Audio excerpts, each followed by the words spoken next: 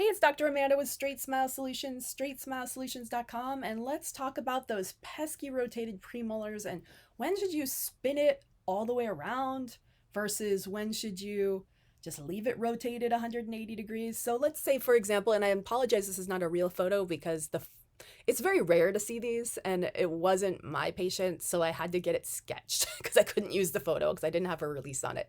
So for example, let's say you have this premolar that's rotated, say about 45, 50 degrees. Obviously this part is supposed to be back here, right? And this part is supposed to be here. But once we're already rotated more than 90 degrees, once we're past the height of contour, and this is maybe not the best, representation of this, but you got a marginal ridge here and a height of contour. Once you've kind of clicked past that, usually, unless it's a incredible spacing case where there's spacing that we need to use up. If there's incredible spacing case, then maybe I would just spin it properly all the way around.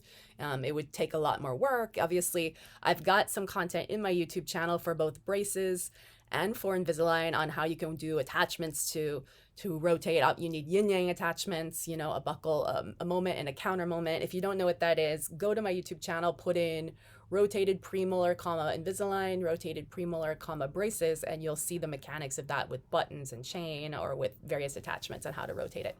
But, assuming this is a crowding case or no spacing case, you would probably just want to rotate this completely backwards, basically, but it's less movement because we're instead of rotating 60 degrees, we're rotating 35 degrees, if that makes sense. Did I do the math on that right? I did. Yay. So the front part's going to the back part and the back part's going to the front part, so it travels less.